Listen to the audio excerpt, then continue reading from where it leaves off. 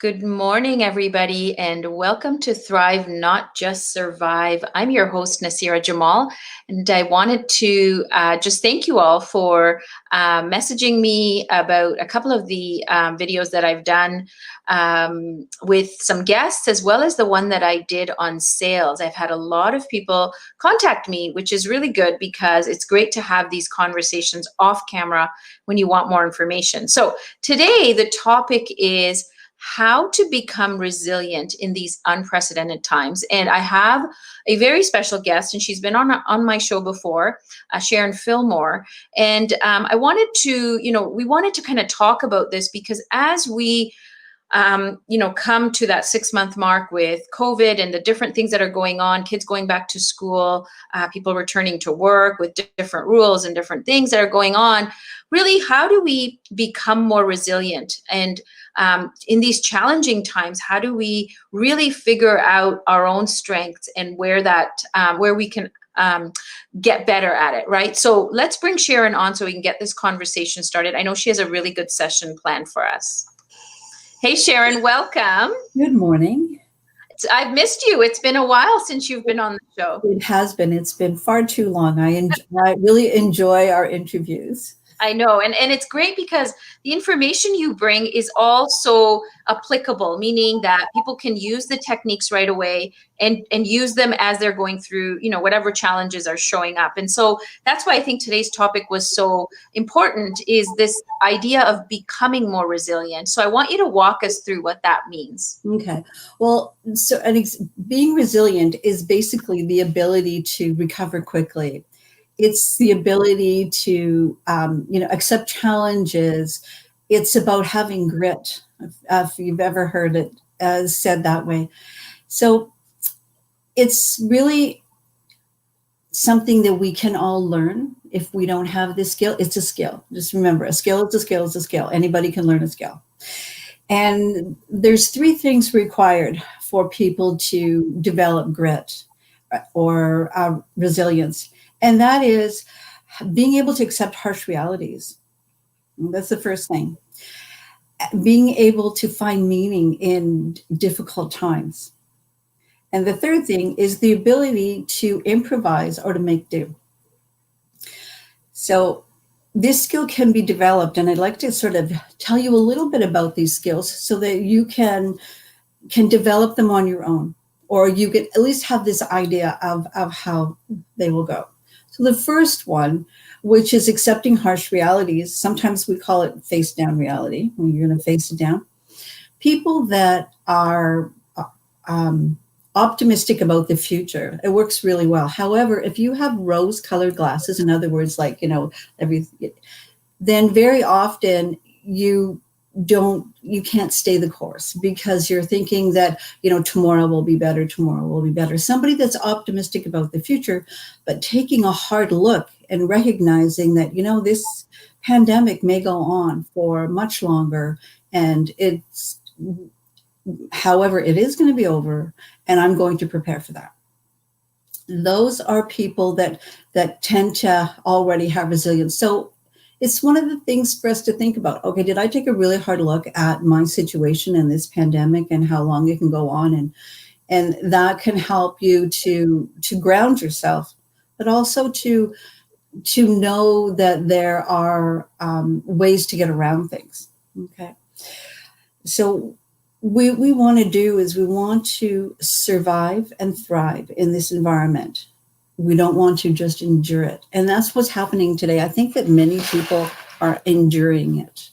And many people like you are not. You're thriving in this environment. Well, I think that we talked about this, just as not as a side, but it's a mindset thing as well, right? Is when you look at how you perceive things to be, and not to say that they're rose-colored glasses, to say everything is just fine and everything's going to just turn out, and you just sit back and kind of hope for the best. I think there's an idea of taking action and making sure that we're taking part in that solution that we want for our lives. Yes, there's challenges, but I think it's a mindset game initially. Initially, yes, it is. It's definitely initially. So the second thing is searching for meaning. Okay. You do not want to become the victim. And that's what is, it's very easy to go, woe is me. So why don't you say, why not me? Why not me? There's no reason why it couldn't be me. This is how, and by thinking that way, you start to think about, what is there any meaning in this? Is there any reason in this? Is there anything that I can find purpose in? And once we find a purpose, we change our goals and reset them. And by doing that, we learn new skills, we learn to figure things out, and things are much less overwhelming. Absolutely. Um, so the other thing is you build bridges to the future. When you're setting, changing things, and you're setting goals, and you're changing um, like what your purpose is, you start to think, build this bridge to the future. So by building this bridge, like you're going over this bridge, you're looking down at the pandemic, you're looking down at the difficulties, and at the same time looking forward to the future.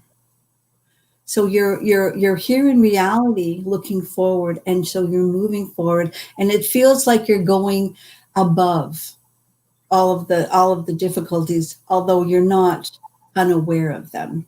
Does Right. that make sense? Yeah, for sure. I think that awareness, it's again, not living in those with those rose-colored glasses or in denial. You can actually see the situation, but yet be able to foresight, that you're going to go above that, right? And so I think that really makes sense. Mm-hmm. Exactly. And the one of the things that is really very important, something that we never think about resilience, is having strong values. And one of the things to remember about values is they never change. So your values at 10 are the same at 50 and the same at 100. Your values are sort of, think of them as stability in a sea of change.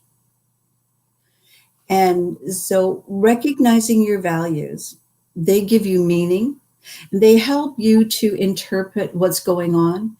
They help you to shape the events. They give you control, right? They give you control of yourself, maybe not of everything going on. We don't have control of everything going on in the pandemic. However, we can have control over ourselves, and our values help to do that. Yeah, that's amazing, right? Because when you're aware of what even those values are to you, then you're way more able to not react, but have a certain way of handling a situation because you're very aligned with what your values are and what's important to you. And I think that's one of the key things in terms of even just life without the pandemic, right? It really applies, resilience applies even without this challenge that we're in the middle of right now. And the idea right now is that we're probably challenged to the nth degree, and we're really learning how to become even more resilient if we have started that journey anyways. Exactly. And resilience is a skill. It's practiced. It's right. just practiced. So when you think of your values, one of the things they do is they help you to stay steadfast. They help you to see things in another way. They give you the ability to create strategies and missions so that you can maintain them. You have these values really make such a difference if you know them and understand them, and you keep them strong. Now, in saying that, if you have a value that doesn't serve you, then you can work around that, no matter what it is. And they've proven that people that have strong values, when they go into difficult situations, they come out much more resilient. Well, it makes sense, right? Because then you hold steadfast to what you believe in and what makes you you. I do think that, I don't know about the science behind this, but in terms of certain things that don't serve you, that there's another thing of being aware of that, saying this particular thing doesn't serve me in the person that I've become, or, we may have had values before that were important, but now as you have other life experiences, they may change in some way, shape, or form, may look different.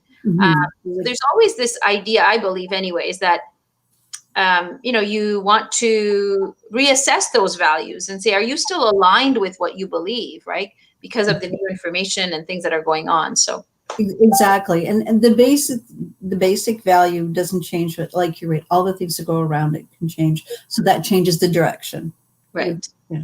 So the last thing that people who are practicing resilience have is something called ingenuity. They're tinkerers.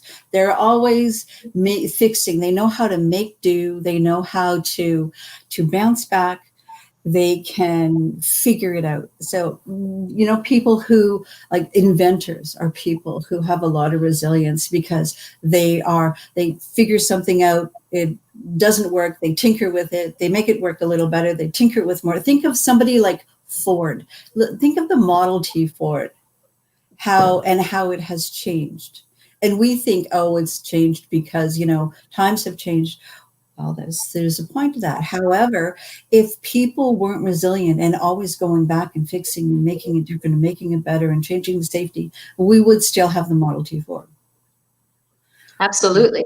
And I think that's just part of life. I mean, life is constantly changing. Things are changing. Our needs are changing. Everything is changing, really. Mm-hmm. And so this whole idea of, like the example that you're giving in Ford is about that whole idea of, things are different. Things are needed different. That needed to be perfected or made better so that it could serve better. And that's part of our human experience as well, right? Like we're changing constantly. Exactly. And another example I wanted to give was in 1992, there was a huge hurricane in Florida. And UPS did something really actually kind of very cool. What they did was they had parcels to deliver to people in the hurricane area. So they figured out where they were. Some of them were living in cars, some in shelters, some with friends. And they found them and they delivered parcels to them. So think about this. These people really stepped outside the box. They were used a lot of ingenuity to find these people. And can you imagine you've lost your home, you've lost everything, and someone sends you a parcel, which is like getting a present. Even if you got to plug it in and there's no electricity, it's a present. Well, I think it's the whole idea of somebody, like in terms of, the ingenuity is that, somebody is thinking outside the box and finding ways to help others, to make things better, to make them feel better, even if it's not physically getting them out of that situation, but it's allowing them to have a little bit of reprieve. And again, that builds up to that value, right? That you hold. Exactly. Some more examples I'd like to give a little bit more closer to home. So I have a friend. Her name is, they call her Trainer Jane, and she has a networking company that was an event-based company that you would go to visit. Within 1 week of the pandemic starting, she had set it up online so that she moved her networking event online within 1 week. Within 1 month, she was selling licenses all over the world to do online networking. So I think that's someone who really shows resilience, who has put everything together. Another person that I'd like to point out is, and I'm going to, toot my own horn here because it's my son's girlfriend, and she teaches voice. She's an incredible artist, and all of her clients would come to her home. And then when the pandemic came, no one would come. Everyone was gone. So she put it out there that she wanted to, she was willing to teach people voice online. Now she has more clients than she can handle. And she also she always had wanted to learn how to produce music. And now she's producing music with people all over the world. It's amazing. It isn't that. Now, I have to admit, she took a few weeks to go, woe is me. Yeah. And then went, why not me? Let's see what I can do. Right.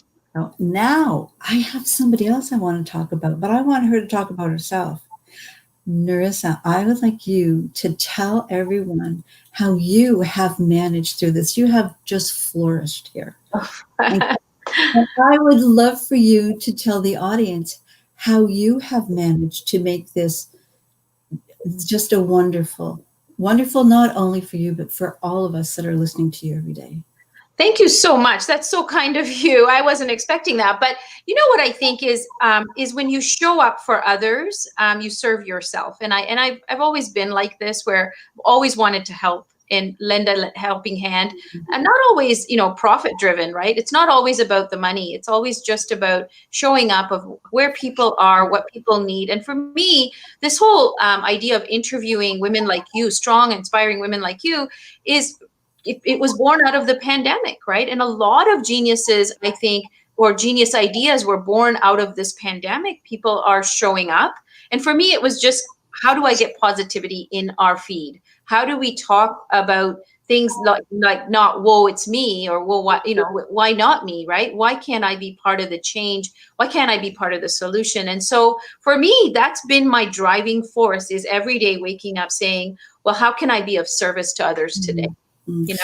And I want to ask you a question now. Have you had days when it was like, I don't want to do this? Yes. And you did it anyway? Yeah. Have you had days when you didn't know how, like an example, setting up this podcast, didn't know how to set up this podcast, and you went and tinkered and talked to people, and you came back and tinkered more until you got it right? Absolutely. It's been a learning curve. And for everything that we do, right, there's that. First, the fire has to be within you to say, I want to do this. Yes. And though I don't know, and I don't know all of the pieces that it's going to take, I'm going to figure this out, and I'm going to ask for help. And I think that's one of the things I learned through this, is I've not really always been so quick to ask for help. But in this journey, it allowed me to reach out to people that have done this before or had some more knowledge than I did. And I was able to reach out and say, can you help me? Which I think was a really big step for me. But I think at the end of the day, when the fire is strong enough within you, you find a way. Like, that's just so important, right? That you wake up every day saying, I'm going to make this happen. Exactly. And I just wanted the audience to see that, how you have, you show up online and, everything looks like perfect. And we know that there's always lots going on in the background. And you have shown incredible resilience during this pandemic. You've reinvented yourself, and you've reinvented how people think about thriving. Thank you so much for that. And I am glad that message is out there, because that was the intention behind all of this, is, we can all thrive no matter what the challenges are, pandemic or not, and we can all support each other. So thank you for that. So one of the things I would like to, reiterate again is resilience is a skill. A skill is a skill is a skill. Anyone can learn it, whether some people learn it more quickly than others. And the other thing is, it's important to practice it. And so when the pandemic's over, it's very good to practice the skill. And it's easy to do, because you just think of all of these, the three phases, the three things that are required for resilience. And you can do it on a small scale, on a large scale, or on the global scale that we're dealing with right now. Absolutely. So what I would like to do, I have this little meditation. It's going to be quite short and sweet, on resilience. And I was wondering if I could do that for you now. Oh my God, that would be amazing. I have missed our meditation. So yes, I'm ever ready. All right, that's good. I'm glad. Okay, so I'd like everyone to put their feet flat on the ground and their hands on their legs and relax. Close your eyes. Take a nice deep breath in and out. And one more in and out. I'd like you to walk along a path in your mind to a special place, a place where you feel relaxed. You're the only one there. No one is going to disturb you. And find that special place. And take a nice deep breath in. Breathe in relaxation. Breathe out stress. Relaxation. And goodbye, stress. I want you to feel very relaxed in your chair. And you feel like you're sinking deeper and deeper as you breathe in and out and you relax. Now, I'd like you to think about the resilience of your mind, of your body, of your spirit. Think about how wonderful it is that we have all these things in us, in every part of us. And say thank you. Be grateful to your resilient mind, your resilient body, your resilient spirit.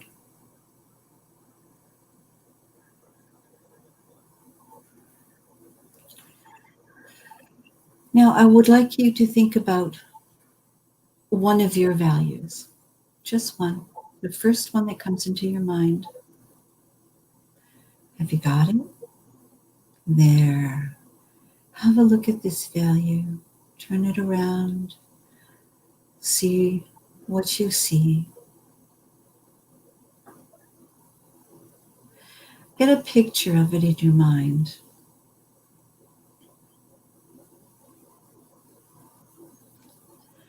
Does this value bring meaning to your life? Do you feel it helps you find purpose in your life right now? Take a moment. Think about this value, about the meaning it brings you and the purpose, and how you use it in your life now. Feel calm and happy as you think about this value and how it enriches you. Take a nice deep breath and out. Smile. Smile at this value. Smile at the resilience you have within your body, mind, and spirit. Feel the happiness and the joy. Feel everything fade away that isn't about your purpose, your meaning. I'd like you to see a bridge now to the other side. And you're going to walk along that bridge.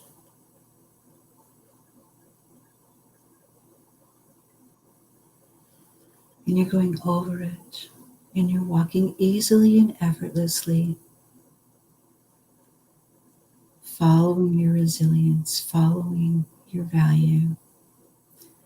And you get to the other side.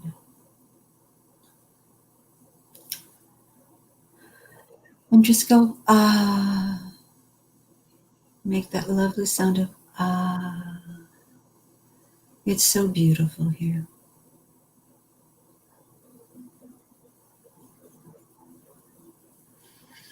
Now I'd like you to take 3 nice deep breaths.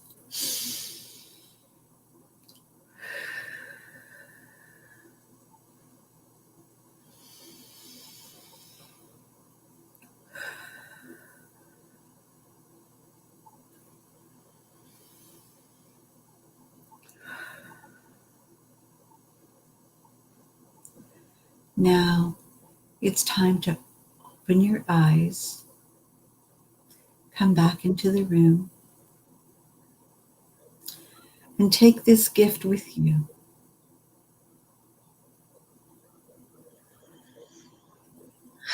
Very nice. Okay, I'm glad you liked that. Thank I you. worked on that one to help people to bring the resilience and their values back into the reality. That's brilliant. Okay. I think it's good to walk through those steps, right? When you're visualizing it, Exactly. because you actually attach. For me, anyways, it was like an attachment that happened Mhm. as you were walking through the steps, especially on the bridge. Mm.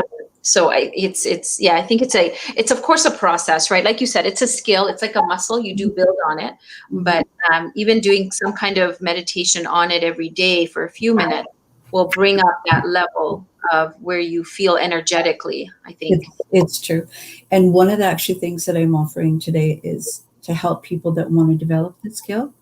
If they contact me either through Facebook or through email, I will provide you with the first session for free so we can discover whether or not it's something that a direction that you want to go in and how you want to proceed. That's awesome. That's so generous, just to have somebody take a taste test, because I know these things really work. I've done them, I do them, and I know that it has made a huge impact. So I encourage people to take you up on this amazing offer. Email you at the email that's on the screen. We'll even put it in the comments, so that if anybody's looking through on replay and you want the email to have it, we'll put it in. Mhm. But I just want to thank you. Like, I know we've kind of come to our 30 minutes and it always goes fast when we're talking about things like this. But I want to thank you, because you always bring something to the table that allows us to feel some sort of reprieve, some connection, something that happens when we talk about things that you can apply right away. And I think that's key. It is. It is. During these times, we are all trying new things constantly. So bringing things that we can keep trying, things that can help us grow, help us develop, so that we are all moving forward. Even if we don't see it in the way that we want to see it, we're still moving forward. Absolutely. And the whole idea that we're all in this together, like you mentioned earlier, like maybe, when we show up online here, everything looks amazing, it's perfect, but yet, we all have challenges, right? Like there's things going on in the background. So nothing is perfect. And if we can come together, join hands and support each other, I think that, we can build a community of people that is just stronger when we get out of this, to know that we've made these connections and can help each other through different things, no matter what. So I do want to thank you for your time. It's been amazing, having these conversations with you. And of course, I'll see you. I know we've done this monthly now, so I'll see you next month. Yes. And I hope that you have a wonderful rest of the summer. I will. And you too. And everyone else out there, enjoy this beautiful weather. Thank you. Thank you, Sharon, so much. Okay. Bye. I hope you enjoyed that. I know I did. That meditation definitely made me kind of attach that resilient piece. And so we all work at it. And I want you to all look at your situation in your life and have that gracefulness towards yourself in terms of assessing that, right? There's no point in beating yourself up or being hard on yourself about things that perhaps are not working, or all of the things that go on, right? Day to day, things are changing. Pandemic aside, life happens as well. So I want to wish you a wonderful Thursday, and thank you, Micheline. I hope I'm saying your name right. The meditation was wonderful. And so join me again tomorrow. Actually, I have to say something. Tomorrow, my session with Dr. Bryant Bruce is not going to happen, only because I have another meeting that I have to get to in the morning. So we will continue our interviews on Monday, but I want to wish you and your families a wonderful weekend. Remember to be kind to yourself and others. And I'm really grateful that you are all here.